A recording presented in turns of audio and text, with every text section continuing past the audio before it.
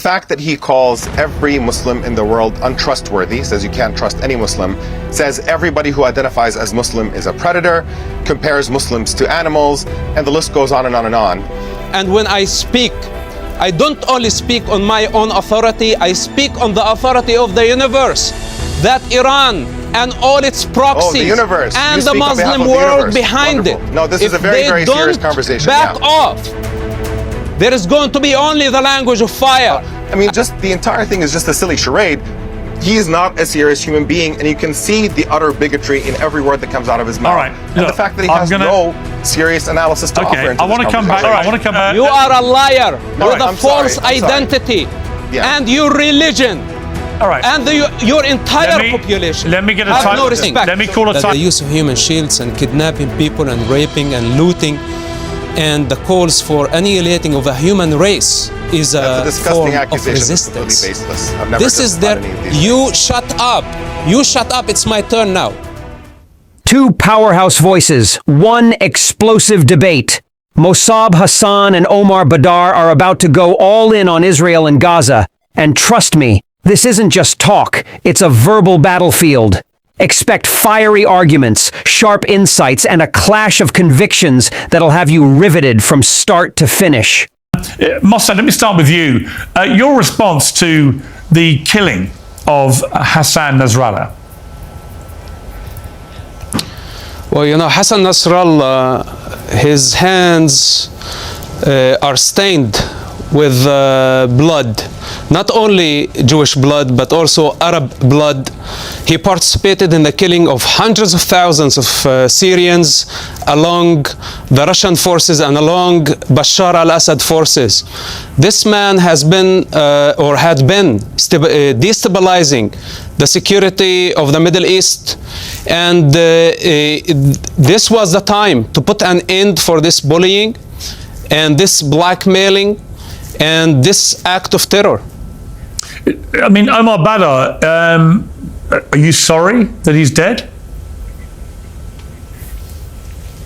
Piers, before I answer your question, I think there's something that your audience has to know about Mosab, who's on this program, if we can see if he's going to be able to control his temper and keep me from telling the audience this about him, is the fact that he calls every Muslim in the world untrustworthy, says you can't trust any Muslim, says everybody who identifies as Muslim is a predator, compares Muslims to animals, and the list goes on and on and on. And Piers, I think both of us know that if anybody engaged in that kind of bigotry towards, say, Jews, you would not give them airtime to appear on a program as if they're a real analyst who's here with something to say. And on top of these deeply bigoted views that he holds, there's also the fact that he is simply just not a serious person, you know, puts on this really dumb put-on angry face and barks incredibly shallow slogans about Israel being wonderful and its opponents being terrible and terrorists and so on. It's not really a real point of analysis.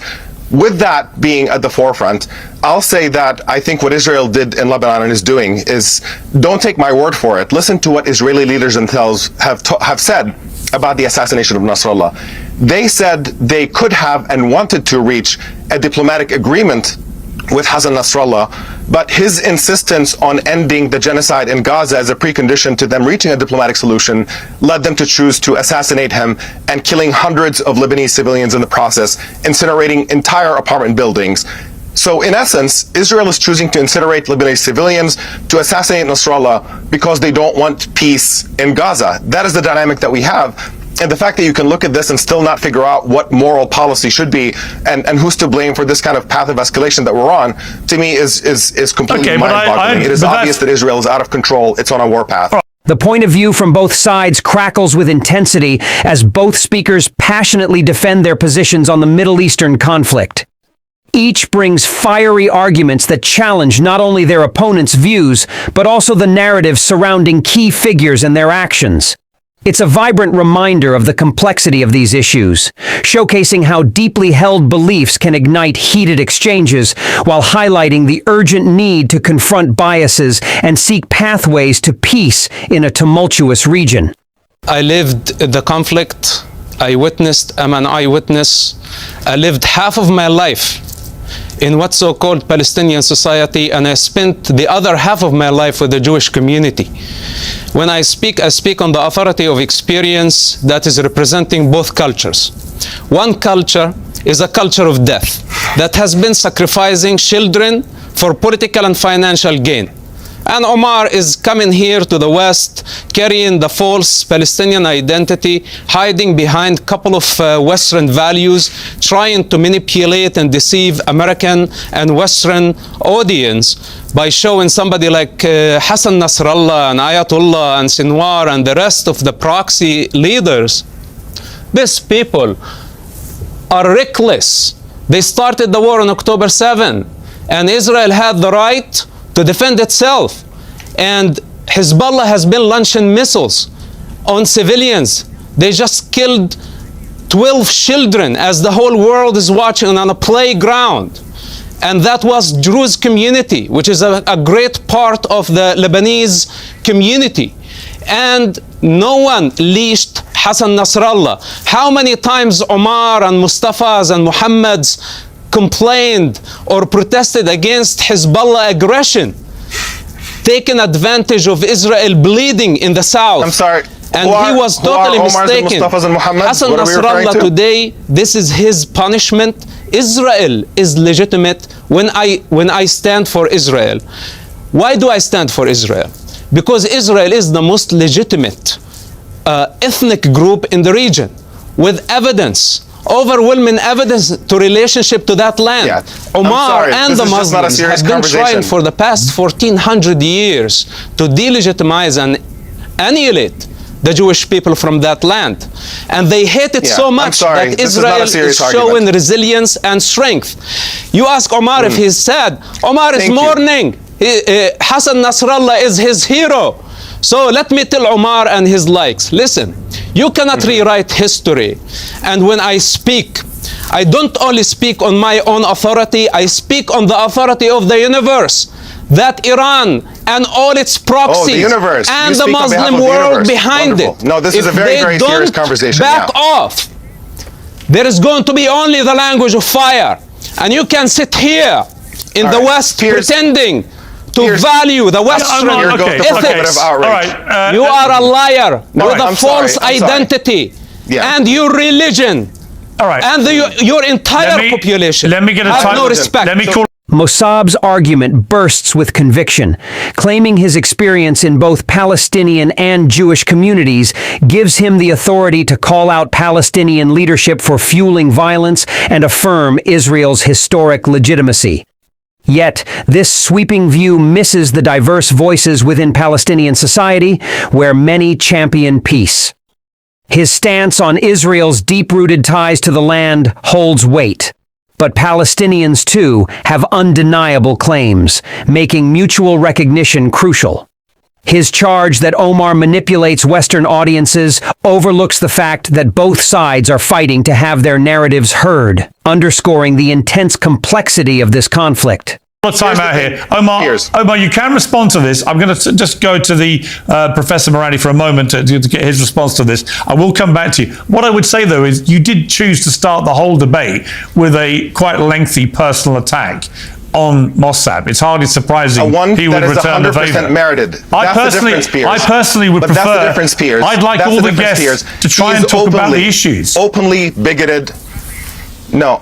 There is a difference between me pointing out the fact that he openly says that all Muslims are evil in comparison to animals and engages in all kinds of the worst kind of bigotry imaginable, and him just inventing nonsense and just leveling it at me. By the way, I'm a secular agnostic. I'm pretty open about that. I've written about it. I don't know what he's talking about with the Mustafas and Muhammads and whatever. Just you can see the bigotry in his engagement and about the Arab culture of death. In one breath, he says openly that the entire Arab world is made up of 300 million clowns. That is a direct quote of his. And on the other, he's feigning concern for Arabs who die because of Hezbollah. I mean, just the entire thing is just a silly charade.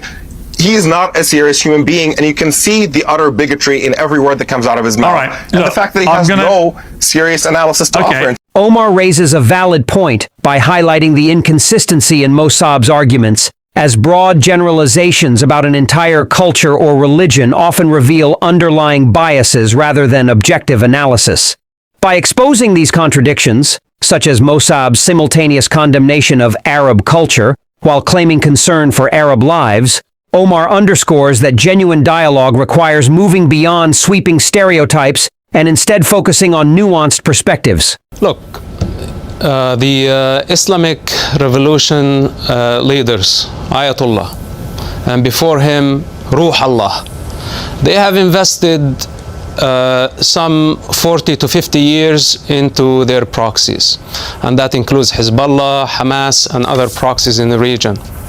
Now what they see the collapse of their aggression, the collapse and the failure of many, many years of investment.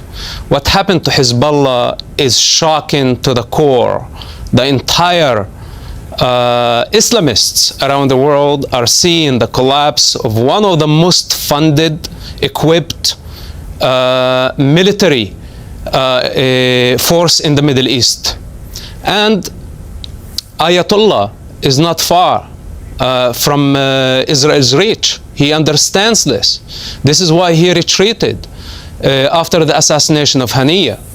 And by the way, I want to ask just a question. Okay? Who killed the Iranian president to begin with? The fact that Israel did not announce that did not mean that Israel does not have any hands in it. So Ayatollah and the other Hamas leaders in Qatar who think that they are immune to retaliation, they're totally mistaken. I said this from day one, and that's based on a personal experience with the Israeli intelligence of more than 10 years, that all Hamas leaders will be eliminated with no exception. Hezbollah, that was surprising to me how fast they actually collapsed. But the Iranian regime is a lot more vulnerable. And the Iranian nuclear program is ought to be destroyed. It's just a matter of time. There is no immunity for these people who have been destabilizing the region, taking advantage of the chaos they create. Then we have the clowns here, what so-called experts coming here in the West, spreading false narrative of occupation and Palestine. And what I say, Palestine never existed except as a colonial entity created by the Brits. Lived for about 25 years, a colonial entity. It was never a country. It was never a nation. And today, when Omar and his friends come and say Israel is occupying force, I say, occupying what? If Palestine never existed, how can you occupy something that never existed? Okay. Mosab's stance is heavily dismissive of Palestinian identity and oversimplifies the complex history of the region. By labeling Palestine as merely a colonial entity without legitimacy, he ignores the deep-rooted cultural, historical, and familial ties that Palestinians have had to the land for generations. This view also disregards the internationally recognized rights of Palestinians to self-determination and sovereignty, rights which are widely supported in the international community. Additionally, his assertion that groups like Hezbollah and Hamas are solely proxies for Iranian aggression is painted with too broad a brush, neglecting the fact that these groups have political support among some segments of the population due to socio-economic and regional grievances. Omar, you respond now. You're hearing Mosab here talking about how occupation is all fake and made up and it's whatever, but it's incredible that when you look at what international law says, what the UN says, what the UN General Assembly says, what UN resolutions say in the Security Council, there is a complete and total consensus on the fact that Israel is an occupying power, illegally occupying the West Bank and Gaza and East Jerusalem. The International Court of Justice has come out with an opinion making clear that this occupation is illegal and has to end. So while Mosab wants to pretend that this is something that Palestinians manufactured, because he has nothing of substance really to say, the reality is just so obvious and so blatant that you don't even know how to address such a bizarre and ridiculous argument that this is something that Palestinians invented. Palestinians have been there for literally thousands of years. They are the natural continuation of people who have lived in that land for a very, very long time. And yes, it's true, Palestine was never an independent UN member, for example, as an independent country. But by the same token, Native Americans in the United States were never also did not have a state that is a member of the United Nations. It doesn't change the fact that they were living on their own land and that colonists came and take over and drove them off of that land and created a new state on top of them. So Israel was created at the expense of Palestinians. And while you might talk about this militant group or that militant group or what their charter may say about the destruction of Israel, in the case of Israel, it is active policy that we're watching is to destroy Palestine. This isn't theoretical. We're not talking about what their charter says. We're talking about what Israel's doing. And Israel is committing genocide in Gaza. It is building illegal settlements in the West Bank, using unspeakable levels of violence against the Palestinian civilians there, and confining them to smaller and smaller areas. We are watching the destruction of Palestine before our eyes in a way that the entire international human rights community and international law says is completely illegitimate and criminal. And our reaction is to fund it and maybe occasionally criticize it instead of standing up to it in a really meaningful sense. And Omar, what would that's you... the double standard. Omar hits the mark by pointing out that the international community has consistently recognized the occupation as illegal. This isn't a Palestinian invention, but a fact upheld by global law. His analogy with Native Americans is spot on, showing that a lack of statehood doesn't erase a people's deep-rooted connection to their land. And his call out on double standards? Bold, but accurate. It's time for consistent accountability if justice is genuinely the aim. In a theoretical world in which I was the Israeli leader on October 8th, what I would do is take on the podium, acknowledge the fact that we've created an unspeakable situation in which violence is inevitable, and I would offer to instantly end the occupation of the West Bank, Gaza, and East Jerusalem, to apply international law and respect Palestinian human rights in exchange for every person on October 7th who engaged in acts of violence against Israeli civilians to be brought before court and put on trial for war crimes. And who would do that? But that's out of the question. Who would have brought 40,000 Hamas fighters to court? Yeah, you don't need the entire 40,000 in the same sense that you don't need every last member of the Israeli military to be brought before war crimes because the Israeli military engages in war crimes. There is a path forward, and that's the thing. The reason you're why seriously this is really suggesting that Israel should not have responded. Israel insists. But you're seriously suggesting that Israel should not have responded to one of the worst terror attacks in history in any military way whatsoever. You have to be consistent about this, Piers. If we're expecting Palestinians to not respond in any militant sense to literally decades of Israeli atrocities and war crimes against Palestinians, why does it only work one way? Why do we say that Israel must respond militarily, but Palestinians are never said to need to respond militarily to decades of Israeli occupation and war crimes? Why is that double standard there? Omar brings a powerful argument to the table, challenging the notion of a one-sided response. He questions why Israel's military actions are justified as a reaction to violence, while Palestinians facing decades of occupation are expected to show restraint. This double standard, as Omar points out, distorts the conversation, implying that one side's suffering is more legitimate than the other's. His approach calls for balanced accountability, suggesting that a just solution should recognize and address wrongs on both sides, with international law as the guiding standard. This is priority number one.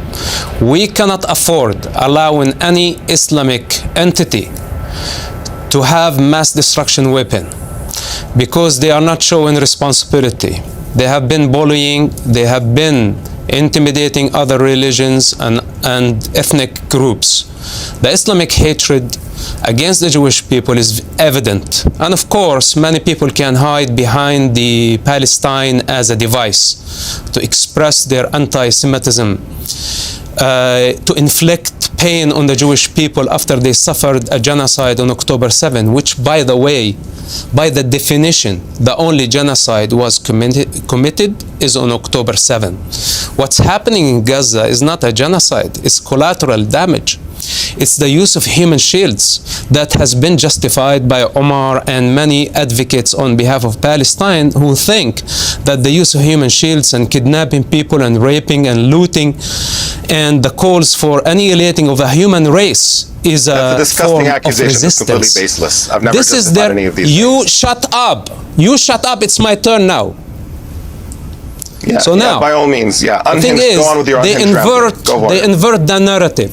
They invert the narrative. Every time they suffer a defeat, they call it a genocide. And we say, no, there is a big difference between defeat and a genocide. You started this war and you killed Jewish people on October 7 by the name of Allah, not by the name of Palestine. Then the entire Muslim world backed Hamas in a global offensive against the Jewish people, a small minority that is resilient to time, with overwhelming evidence in relationship to the land, the only indigenous people to the land who did not oppose allowing the Arabs to stay in the state of Israel. This is why we have 2 million Arabs in Israel. Omar's argument misses critical nuances by framing the conflict as a simple good versus evil narrative. His claim that the events of October 7th constitute genocide, while dismissing the suffering in Gaza as collateral damage, oversimplifies the human cost and context of violence. Additionally, he ignores the legitimate grievances of Palestinians and the broader political dynamics at play, reducing their resistance to mere anti-Semitism. This perspective fails to acknowledge the complexities necessary for meaningful dialogue about peace and justice in the region. So now, to accuse Israel of ethnic cleansing, Israel was established to accuse Israel of genocide, while you are the perpetrator. You are the perpetrator. Why you are interrupting me? I listened to your false narrative all the way until the end. No. So this is the time to sit down and listen. Carry on. Sit down and listen. Carry on with your nonsense. This is your mastery, inverting the narrative. This is what you do best. You are the perpetrator, then suddenly you become the victim.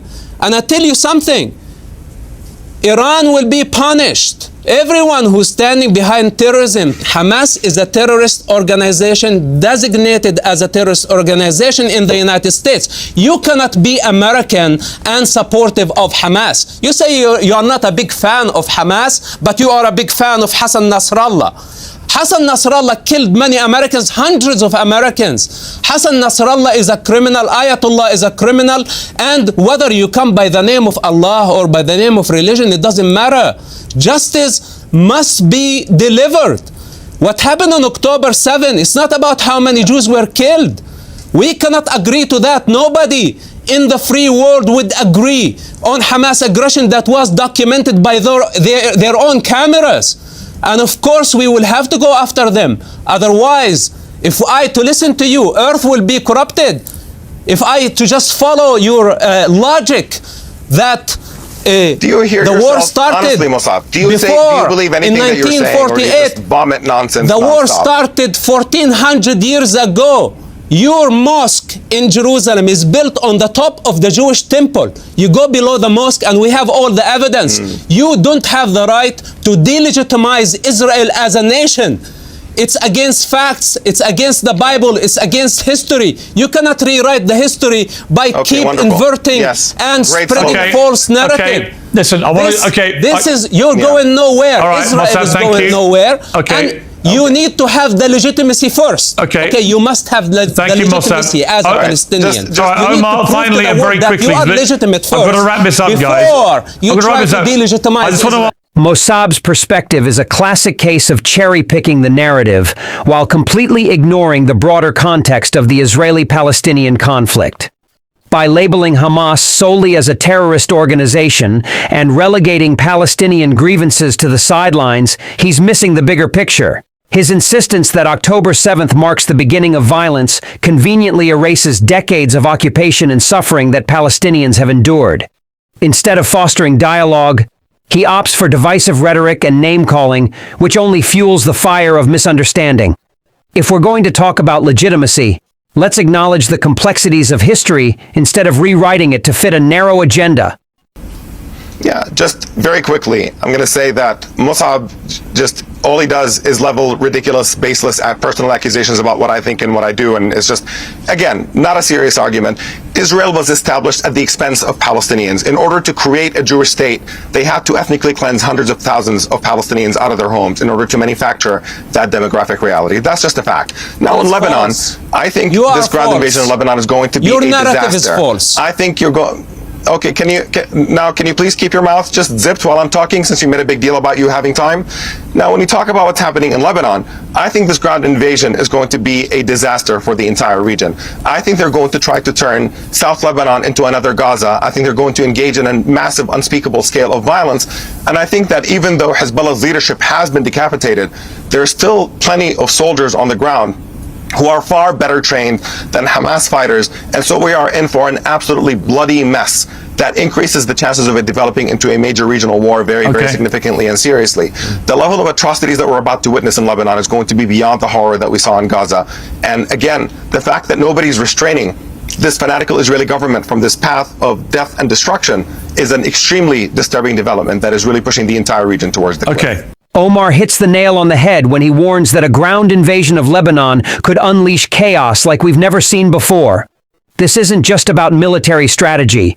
It's a recipe for disaster that could escalate into a full-blown regional war. The history of conflict in this area tells us that violence begets violence, and with well-trained Lebanese forces ready to respond, we're on the brink of a catastrophic showdown. The reckless path this fanatical Israeli government is on is extremely alarming. We need to raise our voices and demand restraint before we plunge into an abyss of suffering and destruction. This intense debate between Mosab Hassan and Omar Baddar showcases the deep-seated emotions and complexities of the Israel-Palestine conflict. Omar effectively challenges Mosab's sweeping generalizations and highlights the need for nuanced dialogue that acknowledges diverse Palestinian voices and grievances. Meanwhile, Mosab emphasizes Israel's historic legitimacy, but risks oversimplifying Palestinian identity. For a path toward peace, it's crucial to engage in constructive dialogue that addresses injustices on both sides, fostering understanding and genuine commitment to justice in the region.